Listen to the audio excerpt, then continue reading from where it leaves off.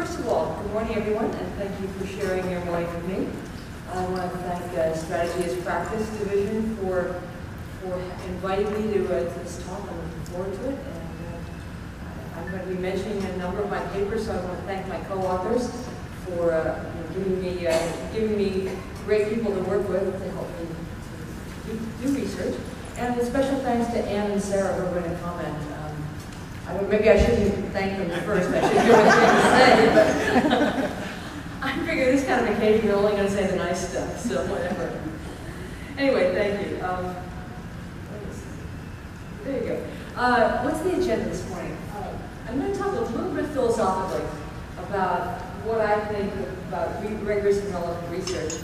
I'm going to be somewhat autobiographical in the sense of talking about what for me personally, perhaps not for you, but for me personally, have led to research that I think is strategy as practice. And then me do a little bit of fortune telling about what I think some of the exciting areas of research are going forward in strategy as practice. So that's where we're going. First of all, the idea of rigor versus relevance. I don't know how many of you this has occurred to, but in parts of our field, broadly defined, people tend to think of rigor and relevance as ends of a continuum. You are either rigorous or you are relevant, but you want both. And that was certainly true in my doctoral training at Stanford. I can think of certain schools around the country where there's that point of view. And sometimes when you're doing something that's relevant, even if it's rigorous, it's somehow second class because you talk to managers and you cared about that.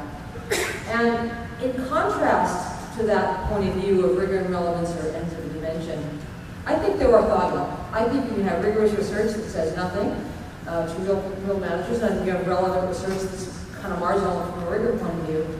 But I think they are two different dimensions, and you can be both. You can be both rigorous and relevant. And moreover, I think the very best research is rigorous and relevant. It really is the very best research. It is being published in an A-level journal, and is also coming out in HBR or The Economist or in a book that's talking to practitioners. So I think it's easy to cop out for the rigor guys and say, well, but it's okay to be irrelevant because we're rigorous. And it's really not. I think particularly if you're sitting in business school, it's your job to be relevant. If you can't be, you should be an associate partner in an income department and sort of make that choice. So that's something I actually feel pretty passionate about. So when Tommy and Anne asked me to speak, that was my opportunity to say that point, which is an important point to me. So the idea that rigor and relevance are really two separate things, and the best research is both. Also, just I was trying to think, what is rigor and relevant research, and then going beyond that, what is strategy as practice, which is a more refined notion. And I think, to me, performance has to be central. It may not be the dependent variable, and you may be able to infer performance, but there's got to be something about performance in there. I think the data have to be granular enough so you can actually see what real people are doing, which really can start moving into strategy as practice. And I tried to think of a situation where it wasn't longitudinal. There may be ways to be not longitudinal, but I think kind of inherently rigorous and relevant research and more specifically strategy as practice are longitudinal. And then the research question has to have some sort of practical importance. So that's sort of the overview of soapbox kinds of things. I guess the wrap to that, strategy as practice is relevant, is certainly relevant and often rigorous. What I want to go next was talk a little bit about autobiographically of where my own work has come from and if there's some sort of a pattern to that. I think one way that one can be, and use that my own experience to talk about what's strategy as practice and what kinds of research might drive strategy as practice. And so I'm going to talk about practical problems, cool company, switching the usual lens, and unpacking the process. And those are, at least for me, the 4 ways that I've been able to think about it. As I thought about work, let's say from Anne or from Sarah, I think they're coming from that dimension as well, both those dimensions. Let me just talk about practical problems. And Tony mentioned one of my early papers, which was the fast decision-making papers. And what that paper had a high degree of luck to it. But what it did, I think, when I was writing that paper, it was incredibly important to practitioners of how to be fast. You know, it was great to be effective, efficient, things like that. But if you weren't fast, the train left the station. And so it was an enormously practical problem. And people didn't have an idea of how to actually be fast. You know, okay, you flip a coin, you can roll dice, you can throw a dart, you can be fast. But how did you have a good decision, or a reasonably good decision, and we're fast? And so that was really the focus of that paper, was seeing that practical problem. And in fact, we stumbled on it. This was actually, the original database was J. Bourgeois, and we intended to look at 90 companies in the Silicon Valley, in the Bay Area broadly, who were in the microcomputer industry. And it turned out the insights, at least to us, were so interesting that we stopped at 12. And our first paper was actually the one that Tony showed you, which was 4. So we started out sort of serendipitously even getting into case study research. And this paper, I think, had a couple of counterintuitive points. I'm not going to mention a lot of them, but I think that was one of the counterintuitive points in this paper, is that you make a faster decision when you actually have multiple alternatives, not one. Because people decide things faster in comparison than they do in depth.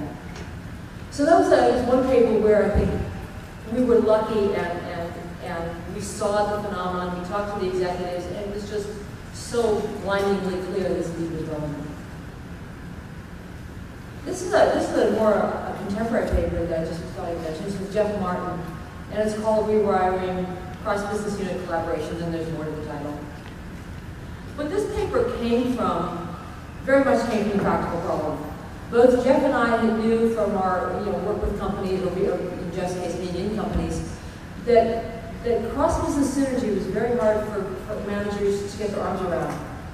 And yet, much of corporate strategy is being driven by the assumption that we're going to get synergy. So we're doing this acquisition because it's synergistic. We're diversifying this market because it's synergistic. So if you look at the justifications of many moves in corporate strategy, the justification is around synergy. But if you look at the reality, people weren't getting synergy. I mean, that's one of the reasons why acquisitions don't do well. People weren't getting synergies, and not only were they not getting synergies, they didn't even know how to get synergies. They just knew they should be. And so what we did, particularly, this is Jeff, looked at, first of all, what we did, we looked at the existing literature.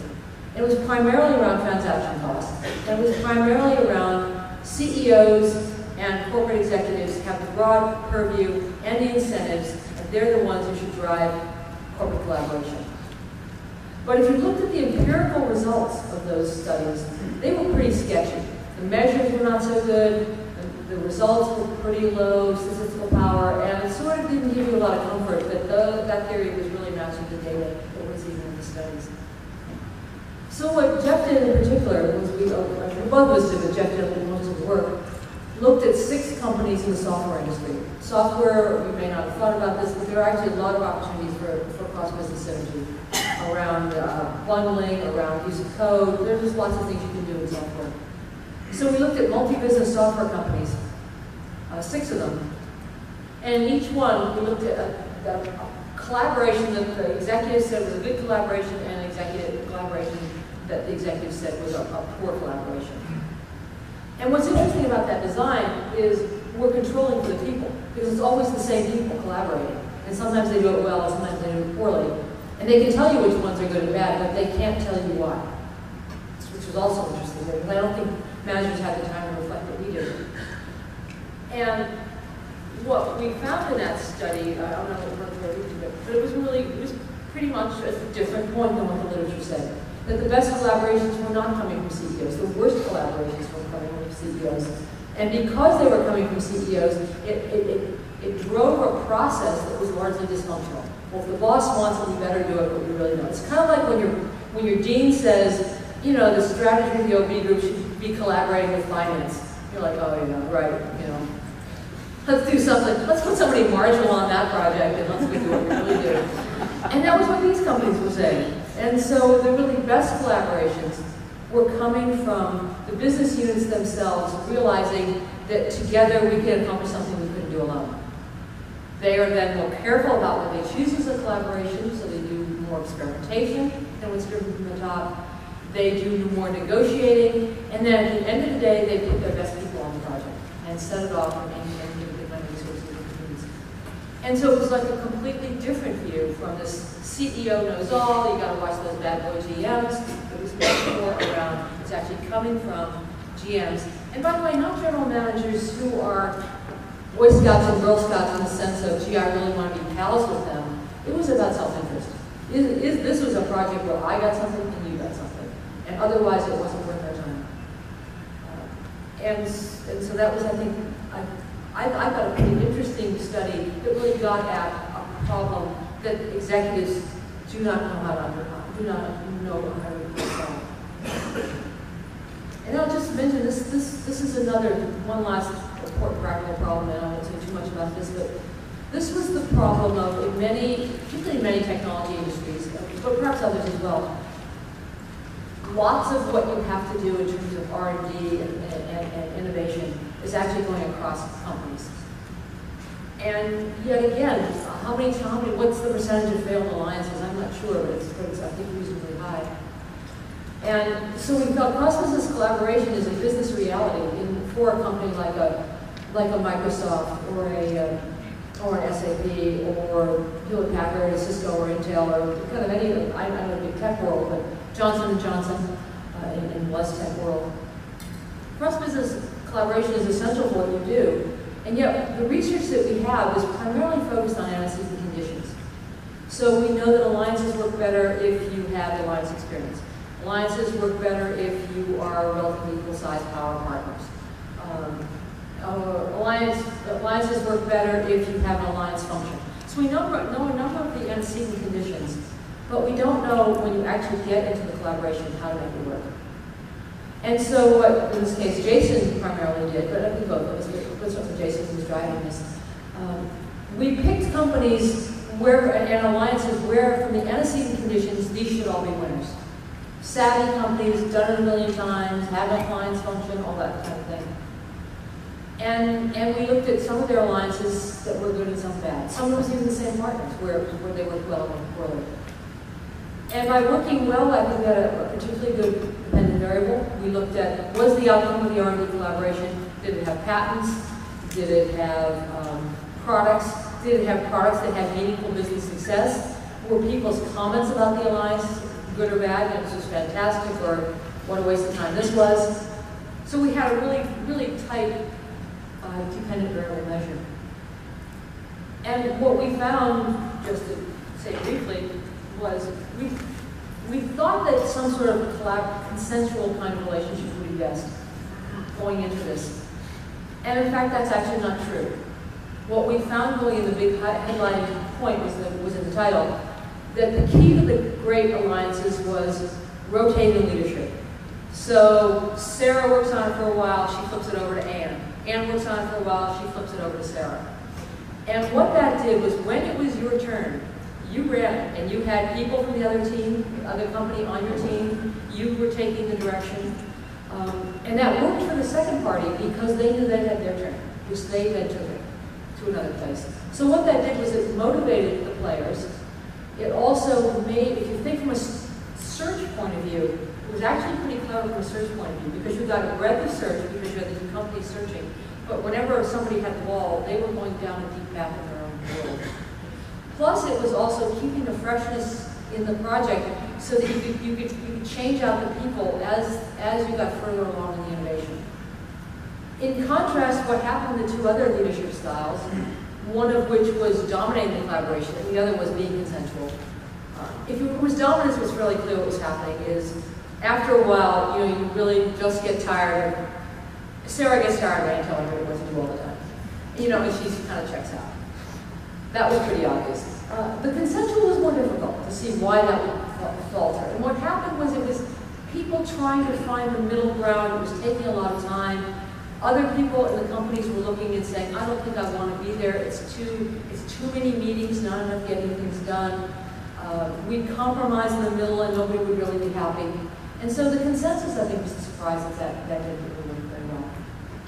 Anyway, the point of what I'm trying to say is that in each of these three cases, whether it was how do we be fast, How do we get synergies? How do we do R&D collaborations?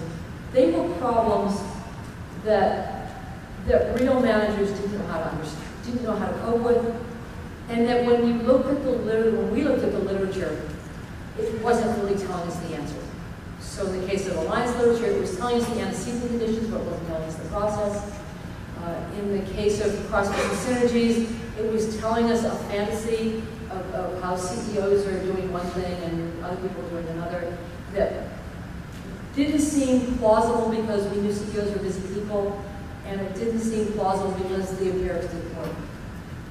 And so these were situations where the practical problem was sitting there and our research was giving insight but was not really doing what it is. Another source is the cool company. And I haven't done too much of this. I think Sarah's actually done more of this than I have, and Nikolai Solokow. But the cool company example, where there's some company doing something that is just really interesting and fascinating and works well.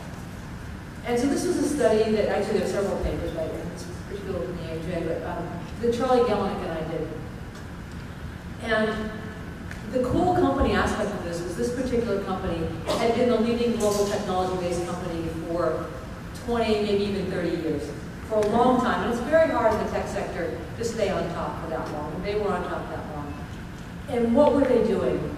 And Charlie knew a bit, because he'd been doing some work with Bob Sutton, with them, in executive teaching and consulting. And they had figured out, they had seen this process that this company was doing, which they called charter change. And what it meant was business units had product market responsibilities, but those would move around.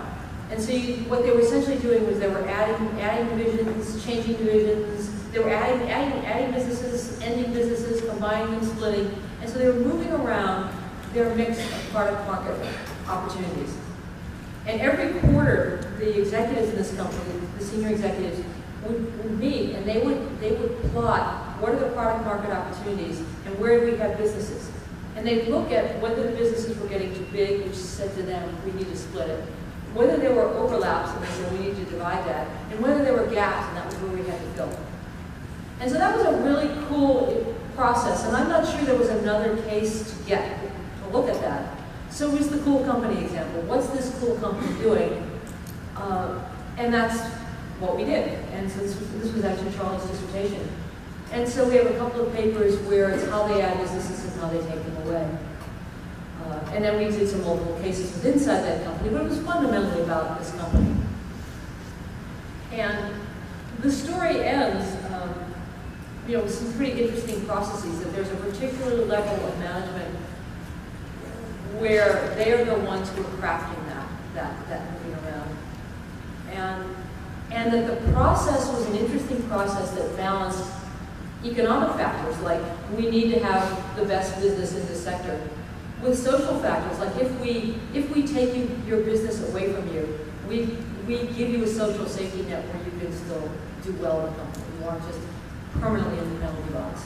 And so there was a sort of balancing of economic reality with social sensitivity about how do you keep people still playing, even though you're in a fairly draconian way adding and cutting businesses.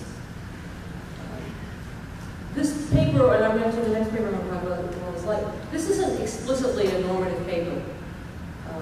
So when the reviewers asked us to say something normative, we couldn't because it was this one company doing stuff well.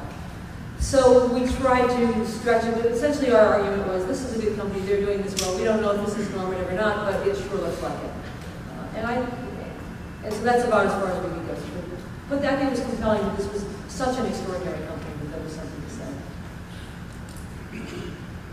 I've also done this kind of research to come up with things that I think have had strategies, practice implications. And this is something I actually see Melissa in the audience, but this was Melissa's dissertation, Melissa Gravener. And this particular study came from Melissa, who had been engaged in the M&A practice at McKinsey, and so had seen what state-of-the-art M&A looked like. She'd also been an MBA student at Stanford, where a number of her friends had started companies and were able to sell them. And then she did a major literature review on the M&A literature in our field. And as she's looking at, I can't put too many words in her mouth because she's sitting here, but as she's looking at the M&A literature and to some extent McKinsey experience, and then looking at her friends, and here's the M&A literature saying, buyer wants this, buyer wants that, buyer is this, buyer's in control. And she's looking at her friends who have attractive companies to sell, where that's clearly not the case. Buyer is not in charge. Seller is saying no. Seller is making choices about which buyer they want. It just was, we just flipped the lens to see, well, what it really is going on, because it certainly may be the case that in distressed sales, buyer rules. But if it's a good company, which is often what one wants to buy, good companies don't have to go with you. It's like your prom date. If you're an attractive, nice person, you get your choice. And that was the way these companies work. They had their choice. And so what I think this did was really turned it around, and let's take a look at what the sellers have to say. And so the study design in this was 12 companies, three industry sectors, and in each, so that makes 4 companies. 3 of those companies were acquired, and a 4th company could have been acquired and chose not. As it turns out, when you actually delved into the data, some of the companies that were acquired either had choices or they had said no in the previous round. And so then we got into, particularly into some depth in what was the decision-making process like. And it turned out, and I won't tell you all the details, because some of you may know them, but that sellers sell. First of all, I always ask my class this: out of 12 companies, how many companies shop their company and take the highest bid? Answer: none. They certainly are looking for money, and that's certainly a criteria, but highest offer, only thing they care about? No. Which always surprises the econ finance-oriented students. But what are our sellers looking at? First of all, one of the key insights is that sellers sell when they have a break in the action and they're thinking about it. So they sell when they're about to launch a product, they're about to get another run, these were entrepreneurial companies, get another run of financing, where they're going to change CEOs. But there was some sort of strategic break, and then they were open to being acquired. The other time they were open to being acquired, if there was some sort of thing happening in their personal life. I borrowed money from my family and they want their money back. I didn't sell my company soon enough last time and I'm not going to let that happen again.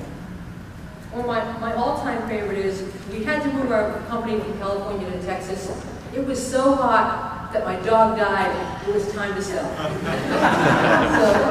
So there was a very, how do you predict that your dog dying would matter? But the point of this was that there were very idiosyncratic reasons why people sold. And then there were very idiosyncratic reasons and interesting reasons that were non-economic, at least to some extent, to whom you sold.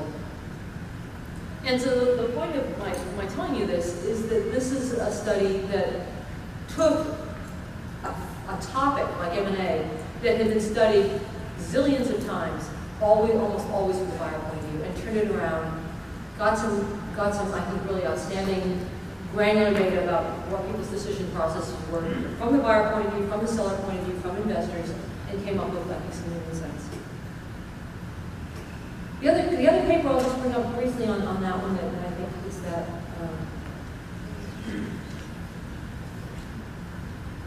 is a new paper. It's actually a working paper. This is with Sam Garg, who's at Hong Kong University of Science and Technology. And this was, again, a paper where Sam read the corporate governance literature, knew the decision-making literature, and realized that most of that literature is from the owner and board perspective, and not really from the CEO perspective. And moreover, is assuming that CEOs are bad boy agents who you can't be trusted and you have to check up on, or they're somehow engaging in some sort of psychological or social processes, let's say that Westfall would come up with. And we thought, well, maybe that's true and maybe that's not. But let's look at some boards and let's see how CEOs are actually trying to use their boards. And the interesting tension that CEOs face, at least we thought, from real life, is that CEOs want their boards to give them good advice. They sometimes want them to go away, but that's not going to happen. So they want good advice, but they also want to look good. So how do you ask for advice and keep it look like you're in control and you know what you're doing? It's kind of a tension. You want to look commanding, powerful, whatever, but you also want advice. And how do you balance that? And so what we did is looked at, again, Sam carrying them all on this, looked at 4 companies, which seems at least pretty small. You know, I usually like to go bigger than that. And then obviously quant people like to go way bigger than that. But you know, it's hard to get into companies and go to board meetings. And Sam was able to go to multiple board meetings. Each of these companies brought 4 or 5 board meetings per company, which is very difficult access to get. And so we were happy with getting 4. He has questionnaires, interviews, the board meeting observations, and we're looking over time. Some retrospective data, but it's mostly real-time data. And trying to understand how CEOs are trying to manage their boards. The other thing that we did in this study that I think worked well is we chose first-time CEOs because we felt they wouldn't have a playbook for what to do. We wanted to see, because we wanted to have some variance. And so we thought we would be most likely to create variance if we had first-time CEOs. And so part of the story of this is first-time CEOs learning to be a CEO. In fact, it's not actually in this paper, but one of the things is it turns out that most CEOs will start with an analogy. Like one of them was a former McKinsey partner. And he started out with the analogy of, well, my board is like my client and I'm McKinsey. There was another guy who had been GM of a business unit in a big corporation. And he said, well, I'm the general manager and they're corporate. And had this analogy, that's how I'm going to start. It turns out neither of those situations is true, but it gives you a place to start. For example, in the corporate case, the board actually is less knowledgeable than corporate executives. The board is actually surprisingly not knowledgeable. As I see Sarah laughing, Shami's been down that road. Just to give you a quick overview of what the findings were. The primary finding, I think, that stands out for me is that as a CEO, you're better off thinking about your board not as a group, but as a set of one-on-one relationships that you're managing. So even though you may have 6 board members or 8 board members, it's in fact that one-on-one relationship that you develop where you, on the one hand, get the advice, on the other hand, you retain the power. And that was the key for the ones who did well, was you gain the advice, but you control the power. And so one-on-one relationships let you do that. Another thing these CEOs would do was they would never go to a board meeting and present alternatives. They came in, here's my decision. And then debate my decision, and then you don't like it, I go back and I have multiple alternatives with my team, but I don't have them with you. And that was another way where they got the advice, but they maintained the control. Okay, so that's switching the lens idea. And then the final idea, so I've been in important problem, cool company, change the perspective, and this was taking a common process and what's really going on in that process. And this is the paper that Tony mentioned, the Bingham, the rational heuristics paper. And this paper, again, takes the point of view of there is a lot of research on learning, as we all know. And almost all of that research looks at some variation of experience and looks at performance and says, if performance improved, something must have been learned, and it tells me something about what experience I should have had. But it doesn't look at what I learned. And so this paper really went inside that black box, the learning box, and said, what is it that people are learning? By the way, what Chris and I learned from this was that even though we were now getting into Kahneman diversity and Gigerenzer territory, it was hard to get this published in a psych place. Psychology people are intrigued by the paper, but at the end of the day, they can't code with our method. And so one of the lessons of this was, if you're in that psych world, which I think in strategy and practice you often are, our methods are not at the level of one might call anal or one might just call rigorous, but whatever term you choose to use, we don't usually meet that standard. And so we're better off getting them for insights, having lunch, getting good ideas, but publishing in our own world. And what the point of this paper was to really unpack a critical process that we knew a lot about at the end, but didn't know the middle, and look inside and see what was up. So that's what we were trying to do with that paper. And I think we came out with, I think, some interesting ideas.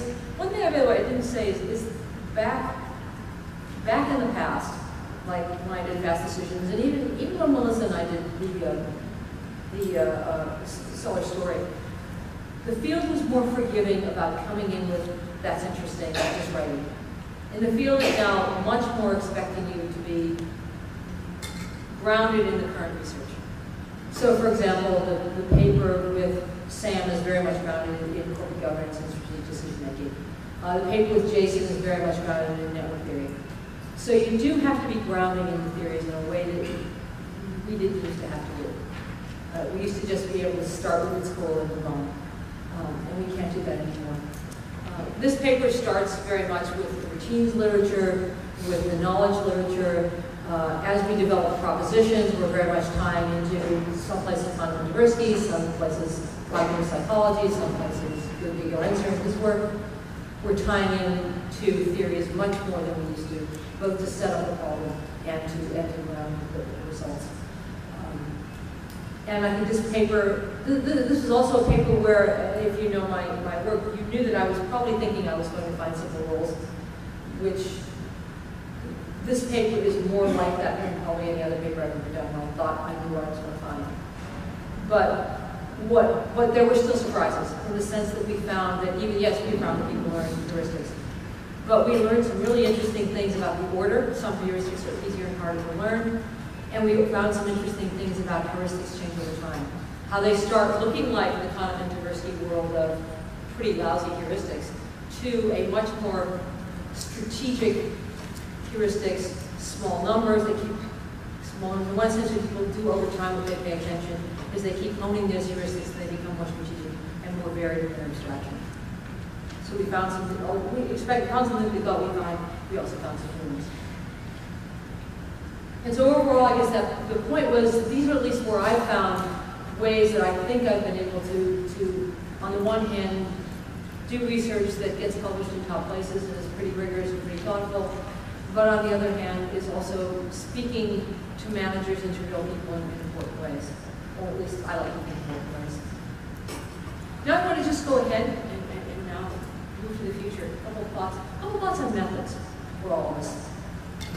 There was a time when building theory, and in cases kind of my world, grounded theory, qualitative in general, however one wants to define that, we all saw ourselves as against the quant guys.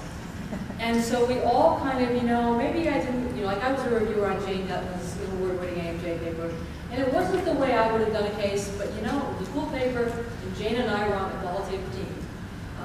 And not that I was letting Jane and Jan Dukeridge have an easy break, but they didn't have to be what I was doing. They could be them.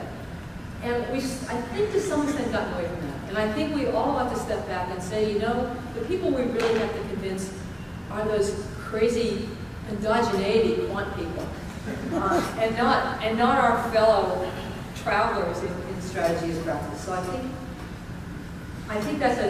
we ought to keep that in mind. The other thing, I think there's a real opportunity for somebody, and I know Anne has done some of this, but to move even further of what are the different flavors of what we all draw, which I do hate the term qualitative research because I think it's about data, and this is about logic.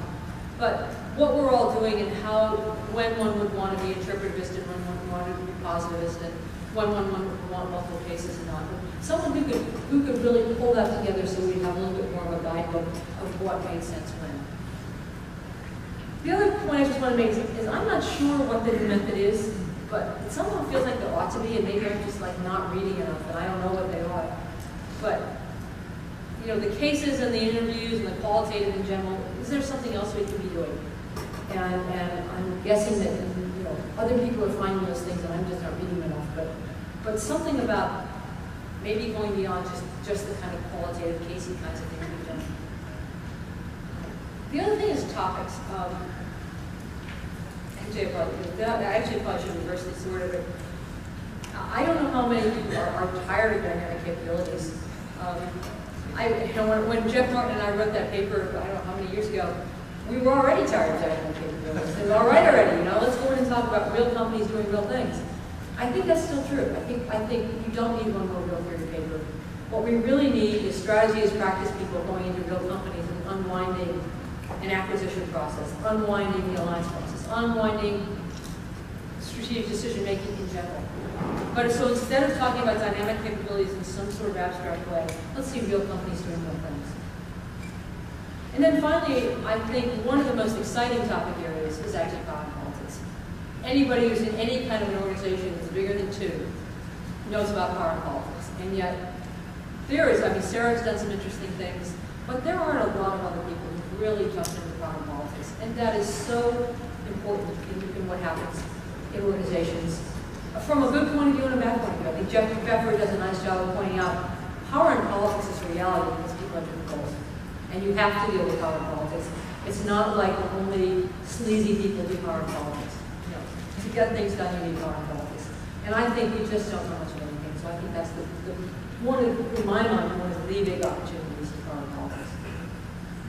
And then finally, I want to thank you all for coming. I hope it was interesting, and I appreciate you coming. I appreciate Strategies and Practice nominating me as their distinguished speaker. It's really